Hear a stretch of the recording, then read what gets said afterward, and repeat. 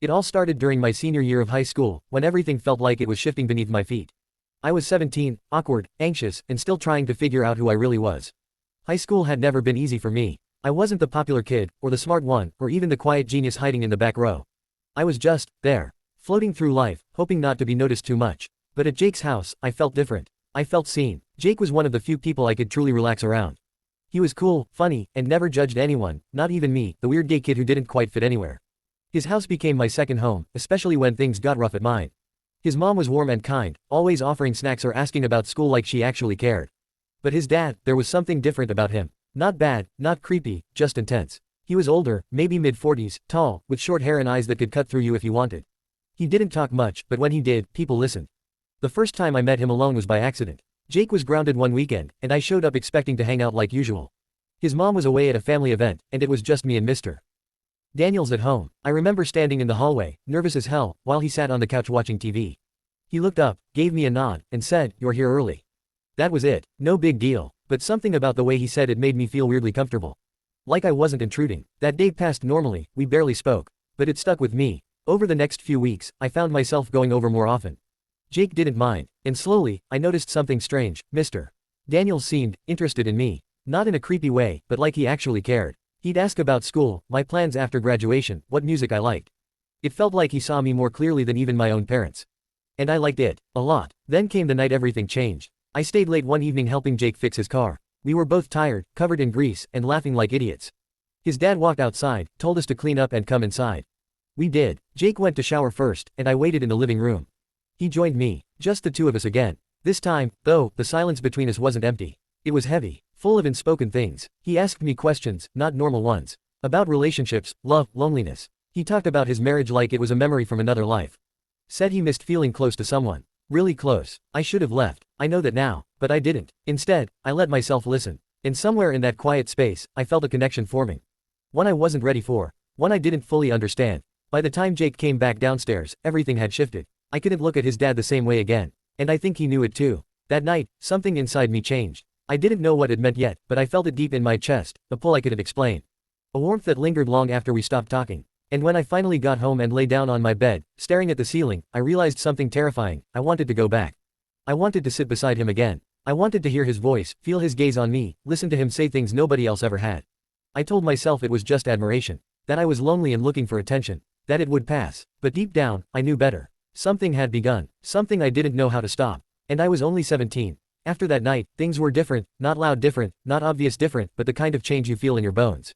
Like something had shifted beneath the surface, invisible to everyone else but impossible for me to ignore. I couldn't look at Mr. Daniels the same way anymore. Not because he'd done anything wrong, no, it wasn't like that. It was more like I suddenly saw him differently, like a veil had lifted and I was seeing him for the first time. Or maybe for the first real time. Jake didn't notice, or if he did, he never said anything. He just kept being himself, loud, goofy, oblivious to the storm brewing under his own roof. And maybe that's what made it worse. Because while Jake was laughing and cracking jokes like always, I was spiraling inside my head, replaying every word Mr. Daniels had said, every glance he gave me, every pause between sentences that felt too heavy to be normal. I told myself I was imagining things, that I was reading into it, that there was no meaning behind the way he looked at me when he thought I wasn't watching. But deep down, I knew better. I started avoiding eye contact, tried to keep conversations short, pretended like nothing had changed. But part of me liked the attention, part of me wanted more, and that scared me more than anything. I was only 17, he was in his 40s. There was no way this could ever be okay. No way I could explain how I felt without sounding broken, without sounding wrong. But feelings don't care about rules. They just happen. One afternoon, Jake had practice after school, so I stayed behind at his house. His mom was out shopping, and his dad was working from home. I was supposed to wait in Jake's room, but I heard voices coming from the study. Just muffled talking at first, then silence. I stood there, listening, and something inside me broke. I knocked. He opened the door, surprised to see me. I just wanted to say hi, I lied. He smiled. Tired, but real. Come in, he said. We talked for an hour. Maybe longer. About everything. School, life, what I wanted from the future. He listened like he actually cared. Like I mattered. And then, halfway through the conversation, he reached out and touched my hand. Just once. Lightly. Like it meant nothing. But to me, it meant everything. I pulled away fast, heart racing. He didn't apologize. Didn't act like it was a mistake. He just kept talking like nothing happened. And I realized something in that moment. This wasn't just happening in my head. It was real, and I had no idea what to do about it. From that point on, I started spending more time at Jake's house. Too much, probably, but I couldn't help it. There was something magnetic about being around his dad. Something I couldn't explain. He started calling me by name more often, asking about my life like he genuinely wanted to know. Sometimes he'd walk into the room while I was watching TV with Jake and sit beside me. Close enough that our arms almost touched. Jake never noticed, or if he did, he didn't say anything. Maybe he trusted his dad too much. Maybe he trusted me too much. Either way, I hated myself a little more every time it happened. One night, I stayed over because it was late and Jake insisted. His dad offered me the guest room, which was right across the hall from his bedroom. I lay awake most of the night, staring at the ceiling, replaying every moment I'd spent with him. The next morning, I woke up to find him already in the kitchen, making breakfast. He greeted me like it was normal. Like I lived there. He handed me a plate. "You slept well?" he asked. I nodded, even though I hadn't. He sat across from me, sipping coffee. Watching me eat. It felt intimate. Wrong. And yet, I didn't stop it. I couldn't. Later that day, Jake had to run errands with his mom. Left me alone with his dad again. We were sitting on the porch, the sun setting behind us. The sky turned orange, and the air smelled like summer. He turned to me and said, "You're not like other kids. Your age." I didn't respond. He leaned closer. "You're special." That's when I panicked. I stood up, mumbled something about needing to go, and ran inside. He didn't follow, but I could feel his eyes on me the whole way. And I knew, deep in my gut, this was getting dangerous. I tried to pull away after that. I stopped accepting invites to stay over. I canceled plans with Jake unless his dad wouldn't be home. I avoided the house like it was a place I wasn't allowed to be anymore. But the more I tried to forget, the more I remembered. His voice, his touch, the way he looked at me like I was the only person in the world who understood him. I hated myself for thinking about him. Hated myself even more for missing him. Jake noticed I was acting weird. He asked if something was wrong. I told him I was just stressed about college applications. He believed me. I wish I could have believed me too. One night, I got a message from Mr. Daniels. It was just a simple question: "Are you avoiding me?" My heart stopped. I stared at the screen for 10 minutes before deleting the message. I didn't reply. But the next day, he showed up at school. Waited outside until I came out. Said, "We need to talk." I followed him to his car, shaking the whole way. He didn't say anything at first. Just drove in silence. Finally, he pulled over near the lake. Turned off the engine. "I know you're scared," he said. I didn't answer. "I'm scared too," he whispered. That threw me off. He looked at me like he was trying to memorize my face. "I don't expect anything," he said. I don't want to pretend this isn't happening." I wanted to cry. I wanted to scream. Most of all, I wanted to understand why I wasn't walking away. Why I was letting this continue. Because I knew better. I knew this was wrong. But I also knew I was falling. And I was terrified of where it would lead. We started meeting in secret. Not often, just sometimes. At the lake. At a diner across town. Once, in a small bookstore where nobody knew either of us. He never forced anything. Never pressured me. Always asked if I was okay, if I wanted to leave. But I never did. I think I wanted to believe we weren't doing anything wrong. That we were just two people connecting in a way others couldn't understand. But deep down, I knew. This was crossing lines. Big ones. Jake began to notice I was gone more often. I made excuses, study groups, part-time jobs, hanging out with other friends. He bought them at first. But eventually, he started asking harder questions. "Where were you last night? Why do you always seem distracted? You've been acting weird since spring break." I dodged every one. Told myself it was none of his business. But it was. He deserved better. One night, I came home later than expected. My parents were angry. They demanded answers. I told them I was at Jake's. They called his house. His dad answered. I watched their faces change. He told them I wasn't there. I was stunned. He lied for me. And I didn't know whether to thank him or hate him. That night, I sent him a message. "Why did you lie?" He replied, "Because I know what it's like to hide who you are." That hit me harder than I expected. I realized something in that moment. He wasn't just using me. He was lonely. And I was the only person who made him feel seen. Just like he made me feel. Things escalated faster after that. I started staying over more. Officially as Jake's friend. And officially as someone else's secret. Late at night, when everyone was asleep, I'd slip out of Jake's room and go to his dad's. We never did anything extreme. Just holding hands, kissing, talking. But it felt like the biggest risk in the world. Each time, I told myself it would be the last. Each time, I lied. Jake was starting to suspect something. He'd catch me looking at his dad too long. Ask why I flinched when he touched me. Say things like, "You've changed." I didn't have the guts to tell him the truth. Didn't know how. Didn't know if I even could. Then came the night it all nearly fell apart. Jake came home early from a party. Found me in the hallway, just outside his dad's room. He didn't say anything at first. Just stared at me. I couldn't speak. Neither could he. Finally, he turned and walked away. The next morning, he didn't come out of his room. His dad acted normal. Too normal. I knew it was over. Whatever this was, whatever we had built, it was ending. And I didn't know if I was relieved or devastated. Jake confronted me the next week. We were alone in his car, driving nowhere. He finally said it. "What's going on with you and my dad?" I froze. I wanted to deny it. Wanted to pretend like I didn't know what he was talking about. But I couldn't. So I told him the truth. Everything. About how it started. How it grew. How I didn't mean for it to happen. How I didn't know how to stop it. He didn't yell. Didn't cry. Just sat there, staring at the road ahead. When he finally spoke, it was quiet. "He's my dad," he said. "And you're my best friend." I didn't know what to say. He dropped me off without another word. That was the last time we talked for weeks. Jake shut me out completely. His dad stopped messaging me. Stopped looking at me, like I never existed, and I realized something awful. This wasn't love, this was damage. We hurt each other, we hurt Jake, and there was no easy way to fix it. Time passed, slowly, painfully. Jake and I eventually talked again. Not like before, not like we used to, but we found a way to exist in the same space without breaking completely. His dad moved out a few months later. Didn't say goodbye, didn't even look at me. Sometimes I wonder if he regrets it. If he looks back and hates himself the way I hate me. I'm older now, wiser. I've learned that some connections aren't meant to last. Some feelings are confusing and messy and shouldn't be acted on, no matter how strong they feel at the time.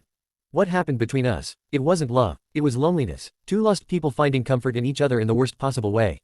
And I carry that guilt with me every day. If you're watching this and you're dealing with something similar, confusing emotions, attraction you don't understand, situations that feel wrong but somehow right, please, talk to someone. Don't make the same mistakes I did. You're not alone, and healing is possible. Thank you for listening. If this story resonated with you, please like, subscribe, and share. Let's keep these conversations alive. Until next time, take care. It all started to spiral after that night on the porch. That moment when he leaned in and said, "You're special," like it was a secret only meant for me to hear. I replayed those words over and over in my head, like they held some kind of hidden meaning I hadn't caught yet. But there was no mystery, I knew exactly what he meant. He meant something had changed between us. Something real. And even though I ran away from him that night, part of me stayed behind. I tried so hard to pretend like nothing had happened. Like the way he looked at me didn't mean anything. Like the way my heart pounded every time he walked into a room wasn't significant. Like the warmth that spread through my chest when he said my name wasn't dangerous. But the truth was, I couldn't stop thinking about him. Not just his face or his voice, but everything, the way he sat with one leg crossed over the other, how he tapped his fingers against his knee when he was deep in thought, the way his eyes softened when he talked about things he cared about. It was too much, too intense, too wrong. Jake was still oblivious, which made it worse. Every time he laughed or slapped me on the back or called me, bro, I felt like I was betraying him more deeply than before. I hated myself for it, but I couldn't stop. I kept going back to his house, knowing full well what would happen if I stayed long enough.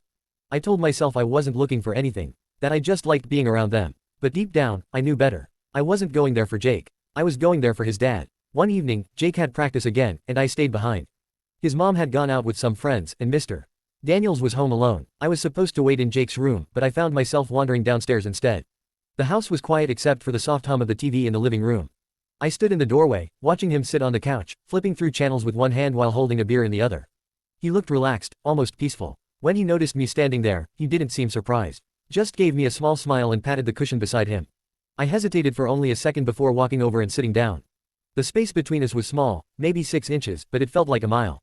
We didn't talk at first. Just sat there, side by side, watching whatever show was playing.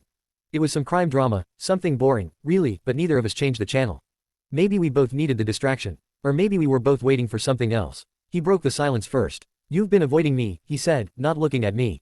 I swallowed hard. "I haven't. You have." He finally turned to face me, his expression unreadable. Why? I didn't know how to answer. Because I didn't want to lie to him. And I definitely couldn't tell him the truth. So I just shrugged, pretending like it wasn't a big deal. "I don't know. I guess I've just been busy." He studied me for a long moment, like he could see right through my weak excuse. Then, without warning, he reached out and placed his hand on mine. Just like before, only this time, I didn't pull away. His touch was warm, steady, confident, and it sent a jolt through my entire body. My heart started racing, and I felt my breath hitch slightly, like I'd forgotten how to breathe normally. He didn't say anything, just kept his hand there, letting the silence stretch between us like a thread that could snap at any second. "I don't want you to feel like you can't be here," he said quietly. "I like having you around." I couldn't look at him. I stared down at our hands, trying to make sense of what was happening. "You shouldn't say things like that," I whispered. "Why not?" His thumb brushed lightly over my knuckles, and I shivered. "You think I don't notice how much time you spend here? How often you find excuses to stay longer? You wouldn't keep coming back if it didn't mean something." That scared me more than anything he'd said so far. Because he was right. I did keep coming back. Even when I knew I shouldn't. Even when I told myself it was a bad idea. There was something about being near him, about the way he saw me, that made me feel like I mattered. Like I was someone worth paying attention to. And I hated how much I craved that feeling. I finally pulled my hand away, breaking the connection. "This isn't okay," I said, my voice barely above a whisper. "You know that." He sighed, leaning back against the couch. "Yeah, I do." I expected him to apologize. To tell me it wouldn't happen again. But he didn't. He just sat there, staring at the TV like he was trying to figure out how to explain something he didn't fully understand himself. After a few minutes, he spoke again. "Do you regret it?" I blinked, confused. "Regret what?" "This." He gestured vaguely between us. "Whatever this is." I didn't answer right away. I wanted to say yes. I wanted to tell him I regretted every second of it, that I wished I'd never let myself get pulled into this mess. But the truth was, I didn't regret it. Not entirely. Because as messed up as it was, as wrong as it felt, I still wanted to be close to him. Still wanted to hear him say my name. Still wanted to feel the way he made me feel, even if it terrified me.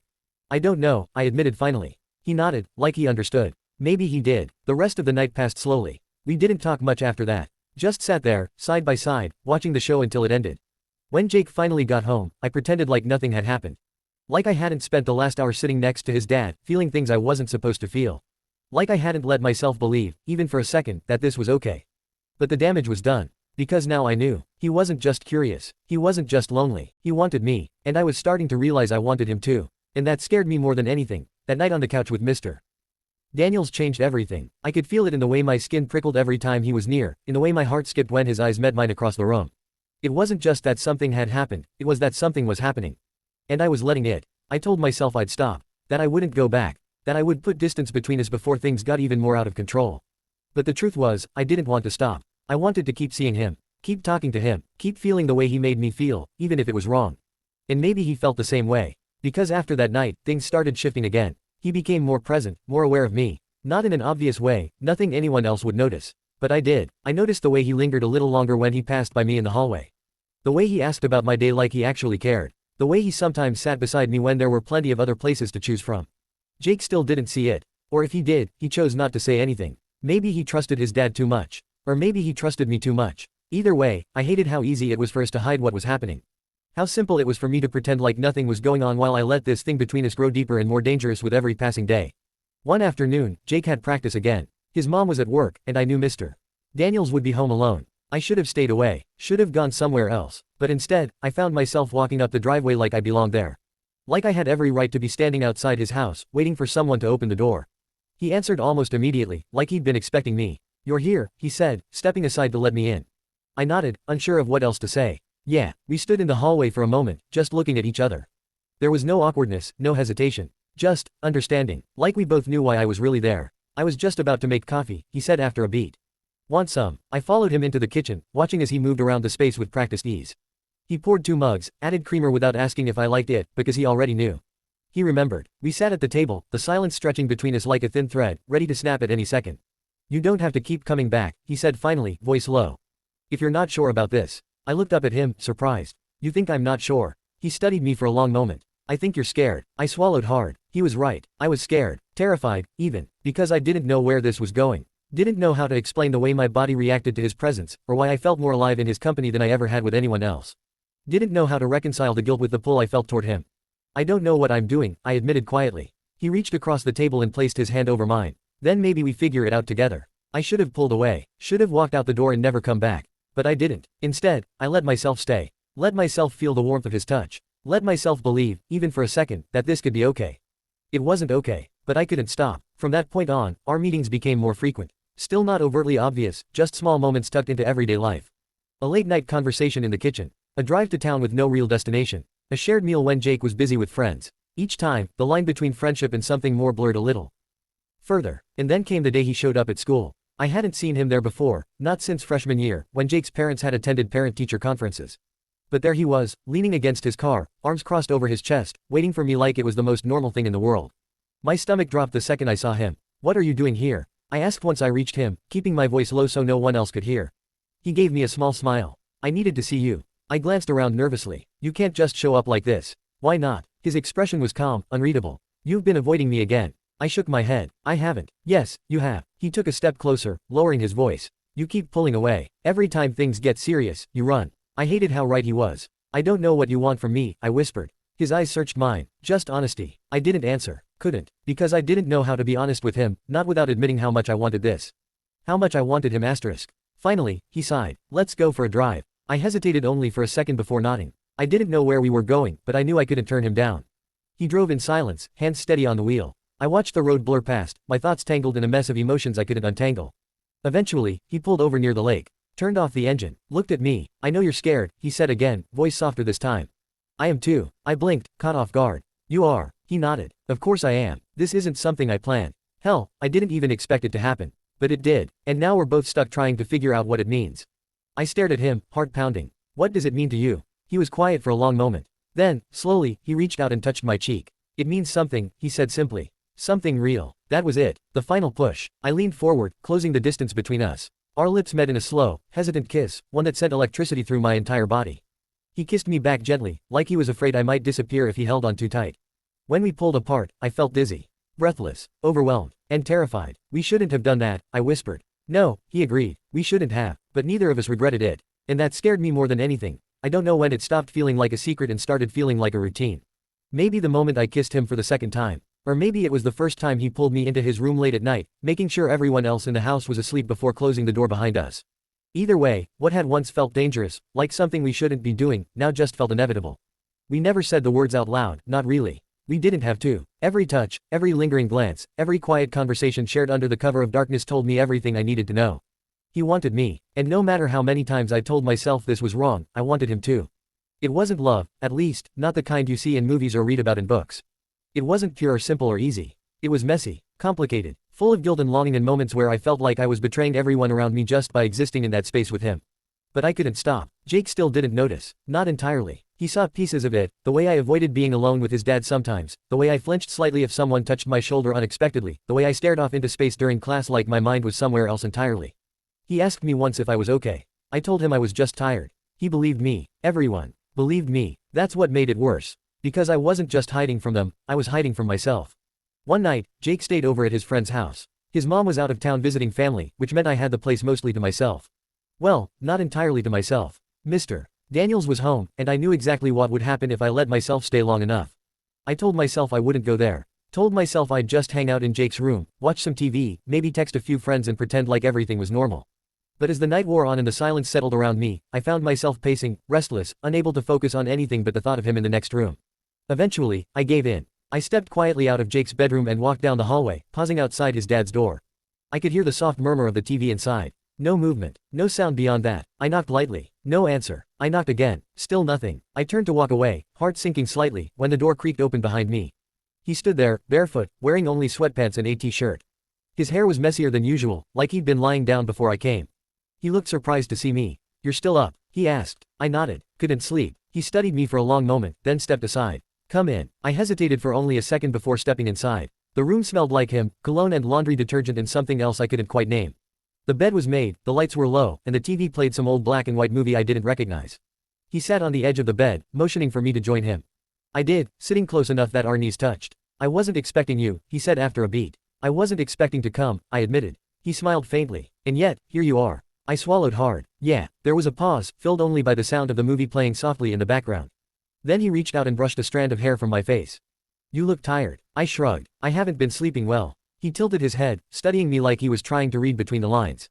Because of me, I didn't answer right away. I wanted to deny it. Wanted to say it had nothing to do with him. But I couldn't lie to him, not anymore. "Partly," I whispered. He sighed, leaning back against the headboard. "This isn't fair to you." I turned to look at him. "Then why do you keep letting it happen?" He was quiet for a long time. Then he said, "Because I don't know how to stop." His honesty hit me harder than I expected. I moved closer without thinking, pressing my forehead against his shoulder. He wrapped an arm around me without hesitation, pulling me into his side. We stayed like that for a while, just breathing together, listening to the rhythm of each other's heartbeat. "I feel like I'm losing myself," I admitted finally. He tightened his grip slightly. "I know, I don't want to hurt Jake." "You already are," he said gently. "Even if he doesn't realize it yet." That made my chest ache. "I hate this," I whispered. "So do I," he said. "But I also hate pretending like this doesn't mean something." I lifted my head to look at him. "What does it mean to you?" He searched my face for a long moment before answering. "It means I care about you. More than I should." I closed my eyes briefly, trying to process that. "And you?" he asked. "What does it mean to you?" I hesitated. Then, softly, "It means I don't know who I am without this." He exhaled slowly, brushing his fingers through my hair. "That scares me." "It scares me too." We sat there in silence for a while longer, the weight of everything pressing down on us. Then, slowly, he leaned forward and kissed me, soft and slow, like he was trying to memorize the way I tasted. I kissed him back, letting myself forget everything else for just a little while. Forget that I was 17. Forget that he was 43. Forget that Jake was his son. Forget that this was wrong. Because in that moment, all I could feel was him. All I could think about was how much I needed this. How much I needed him asterisk. And even though I knew I was making a mistake, I couldn't make myself stop. Not yet, maybe not ever. Because somewhere along the way, I'd stopped seeing him as Jake's dad. And started seeing him as mine. It started with a look. One single, fleeting moment that changed everything. Jake had come home early from the party, earlier than expected, earlier than either of us were prepared for. I was standing in the hallway, just outside his dad's room, trying to decide if I should knock or walk away. My heart was pounding, my mind racing through all the reasons why this was a bad idea. But before I could make a decision, the front door opened and Jake walked in. He didn't say anything at first. Just stood there, frozen in place, eyes locked onto mine. I couldn't move, couldn't breathe, and then he looked down, at my feet, at my hands, at the way I was positioned like I belonged in that space, like I had every right to be standing outside his father's bedroom at midnight. His face went blank, no anger, no sadness, just, nothing. I opened my mouth to say something, anything, but no words came out. Jake turned around without a word and walked straight to his room. The door slammed shut behind him. I stood there for what felt like forever, staring at the closed door, knowing that whatever trust we had left between us was now shattered beyond repair. Mr. Daniels must have heard the slam, because a few minutes later, his door creaked open. He stepped into the hallway, saw me still standing there, and immediately understood. What happened? He asked quietly. I shook my head, my throat tight. He saw me. His face paled slightly, but he didn't panic. He just exhaled slowly, like he'd been expecting this moment for a long time. Did he say anything? No, I whispered. He didn't have to. He looked toward Jake's door for a long moment, then back at me. Go home. I blinked. What? You need to go home, he said again, more firmly this time. Let him process this on his own. I wanted to argue, wanted to stay, wanted to explain, but I knew he was right. So I did what he said. I walked out of that house, the cold night air hitting me like a slap to the face. I didn't stop walking until I was halfway down the street, my breath coming out in short, uneven bursts. My phone buzzed in my pocket, but I didn't check it. Didn't want to know who it was. Because I already knew, Jake, and I wasn't ready to face him. Not yet. The next morning, I woke up with a heavy feeling in my chest. I didn't even bother getting dressed right away. I just lay there, staring at the ceiling, replaying the previous night over and over in my head. Wondering how things had gotten so far out of control. Wondering if I could have stopped it. Wondering if I even wanted to. My phone buzzed again, a message from Jake. I opened it slowly. We need to talk. That was all. No questions. No accusations. Just those 4 words that made my stomach twist into knots. I replied with a simple asterisk, okay. He didn't respond after that. When I got to school, I saw him before he saw me. He was leaning against his locker, talking to one of our friends, but his expression was different. Distant, cold, not angry exactly, but not normal either. I approached him cautiously. He looked up as I got closer. No greeting, no smile, just a long, hard stare. I don't even know where to start, he finally said. I swallowed hard. There's a lot to explain. He scoffed softly. Yeah, there is. I glanced around, making sure nobody else was close enough to hear. Can we go somewhere private? He nodded once and started walking. We ended up behind the school, near the old bleachers where nobody ever went during lunch. The wind was blowing, sending loose leaves swirling around our feet. Jake crossed his arms. Tell me the truth. I hesitated, but only for a second. It started a while ago. Before I even realized what was happening. He narrowed his eyes. How long? A few months. His jaw tightened. Define. A few. I looked away. Since spring break. He let out a sharp breath, shaking his head. You've been doing this since spring break. It wasn't planned, I said quickly. It just happened. That doesn't make it okay. I know, I admitted. Believe me, I know. He ran a hand through his hair, pacing a little. Were you ever going to tell me? I didn't answer right away. He stopped pacing. Were you? I didn't know how, I said honestly. Every time I tried to figure out what to say, I couldn't.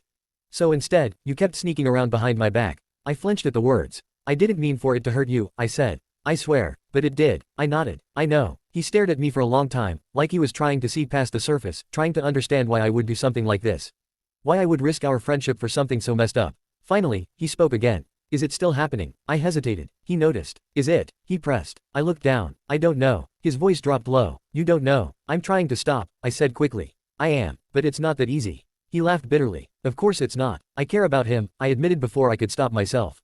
Jake stiffened. You what? I winced. I don't expect you to understand. No, I don't understand, he snapped. Because he's my dad, man. That's not someone you just fall for. I didn't plan for it to happen, I said again, voice barely above a whisper.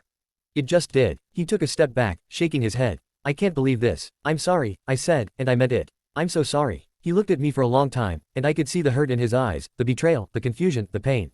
Then he turned and walked away. Without another word. For the next week, Jake avoided me completely. He wouldn't sit with me at lunch. Wouldn't answer when I called or texted. Wouldn't even look at me in class. I tried giving him space, thinking maybe he just needed time to process everything. But the silence stretched longer than I expected. And then, one day, Mr. Daniels pulled me aside. We were alone in the kitchen again, just like we always were. He looked tired. Has he said anything to you? He asked. I shook my head. Not really. He sighed, running a hand through his hair. He won't talk to me either. I didn't say anything. He studied me carefully. Are you okay? I let out a hollow laugh. Does it look like I'm okay? He reached out, brushing his fingers against my wrist. I never wanted to hurt him. I know, I whispered. But we did. He nodded slowly. I think it's time we stopped pretending this isn't tearing everyone apart. I swallowed hard. What are you saying? He looked me in the eye. I'm saying we need to stop this. My heart clenched. You don't mean that. I do, he said gently. Because if we don't, we're going to lose him forever. I stared at him, searching for any sign that he was lying. That this was just another test to see how much I wanted him. But there was nothing, only regret, only love, only guilt. I took a shaky breath. I don't know how to stop. He stepped closer, cupping my face in his hands. Then I'll help you. I leaned into his touch, closing my eyes. And for the first time in weeks, I felt something shift inside me. Not relief, not joy, but understanding. This wasn't just hurting Jake. It was hurting all of us. And if we didn't stop now, none of us would ever recover. I didn't see Jake for a long time after that night. Not really. Not in the way that mattered. He was there, physically, at least.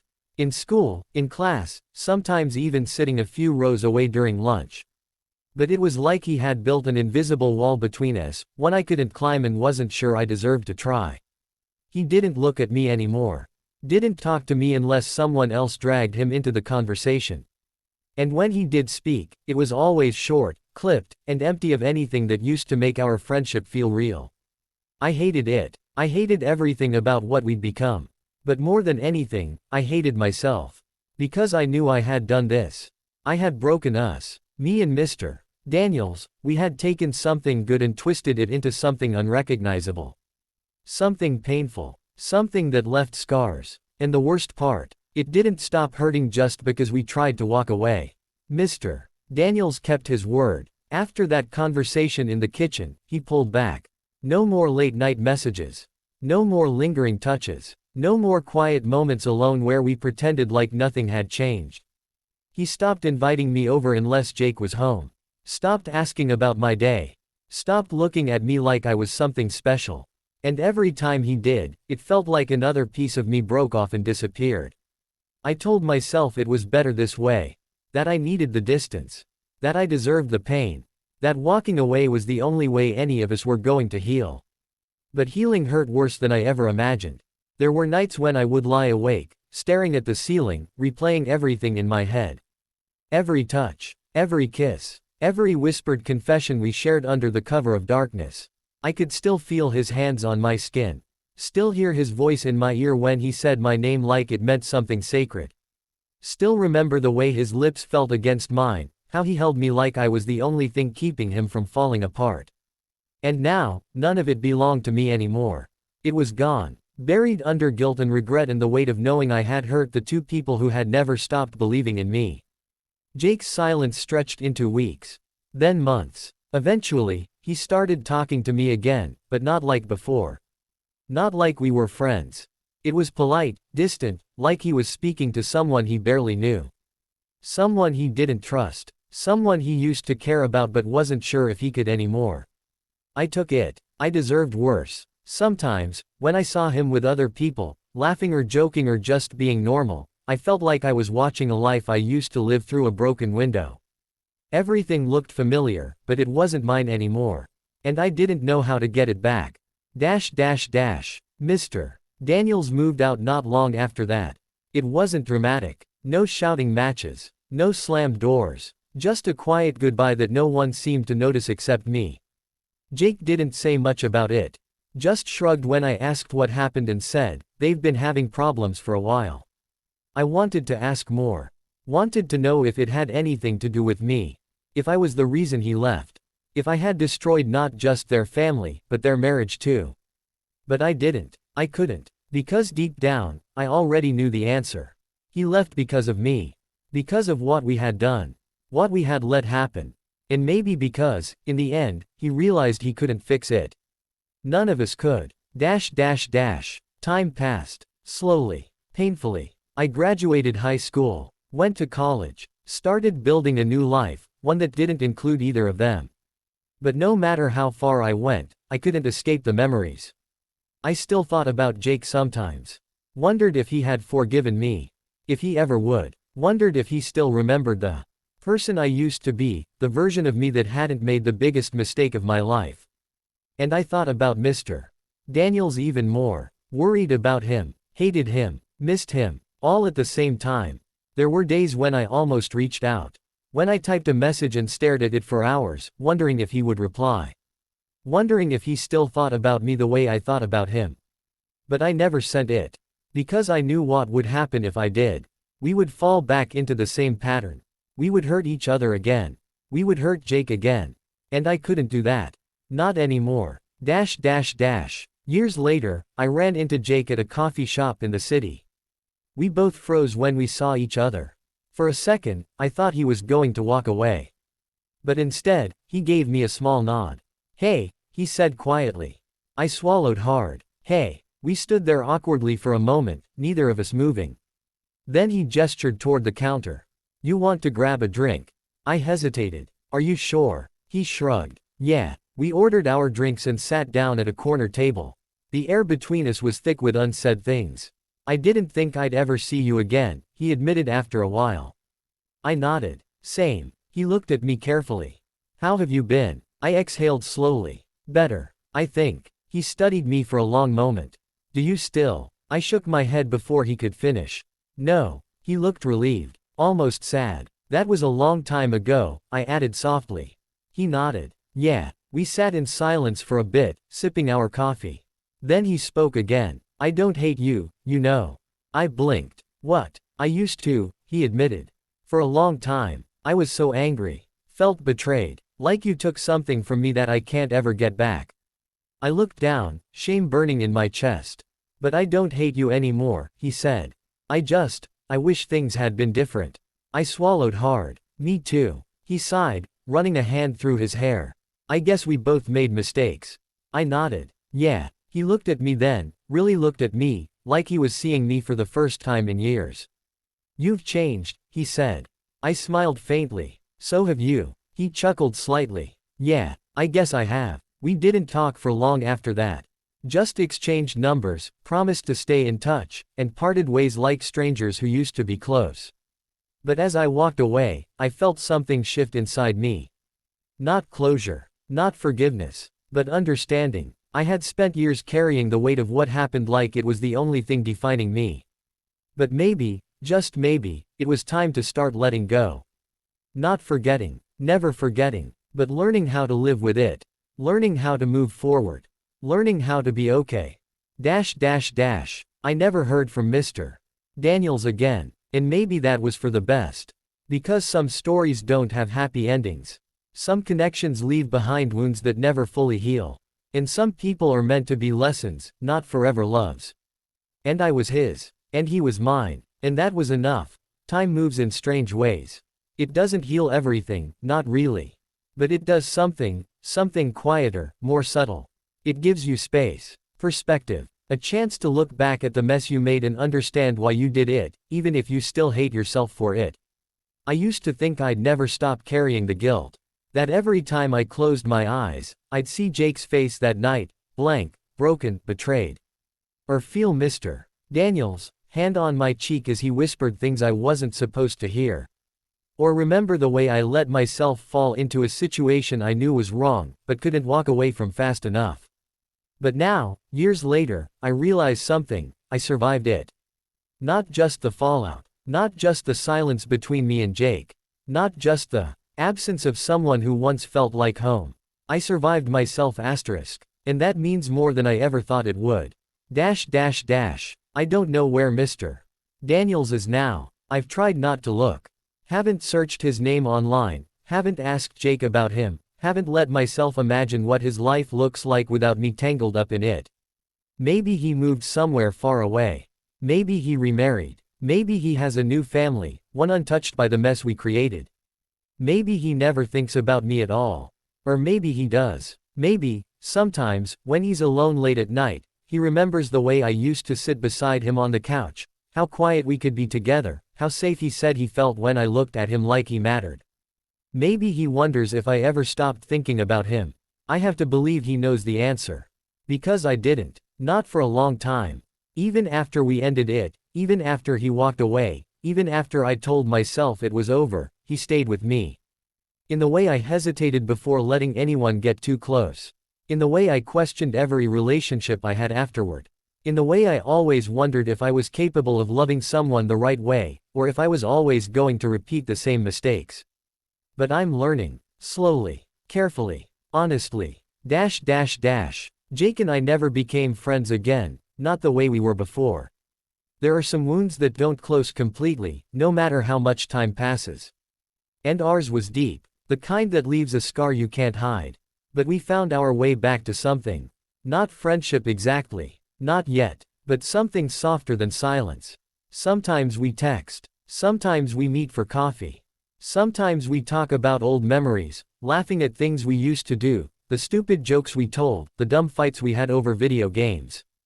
It's not perfect, but it's real. And for now, that's enough. He never asked me again what happened between me and his dad. Never demanded details. Never forced me to explain why I did what I did. Maybe he already knows. Maybe he doesn't want to. Either way, he lets me exist in his life without judgment. Without anger. And for that, I'll always be grateful. There's something I've learned since then, something I wish I had known back when I was 17, standing in that hallway, heart pounding, knowing I was making a choice I couldn't take back. Loneliness is powerful. It makes you reach for things you shouldn't. Makes you believe lies, even when you know they're not true. Makes you think that connection is the same thing as love, when sometimes, it's just two people trying to fill the same empty space. And sometimes, those spaces aren't meant to be filled by each other. Sometimes, they're meant to be filled by healing. By time. By learning how to be okay on your own. If you're watching this and you recognize parts of your story in mine, please listen closely. You're not broken because you feel things you don't understand. You're not wrong because your emotions are confusing. You're not alone because you made a mistake, one that hurt people, one that changed relationships, one that left scars. What matters isn't that you messed up. What matters is that you're willing to learn from it, to grow from it, to carry it without letting it define you forever.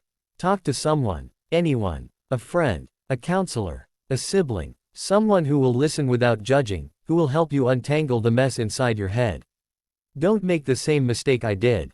Don't keep secrets that end up hurting more than they protect. Don't fall into something dangerous just because it feels good in the moment. And most of all, don't forget that healing is possible. Even when it feels impossible. Even when it hurts more than you think you can handle. Even when you don't know where to start. You can start today. You can choose to be honest. With yourself. With others. With the people you love. And slowly, piece by piece, you can rebuild. From the ground up. From the wreckage. From the silence. Thank you for listening. If this story resonated with you, please take a second to like, subscribe, and share. Let's keep these conversations alive, because stories like mine, like yours, deserve to be heard. Until next time, take care.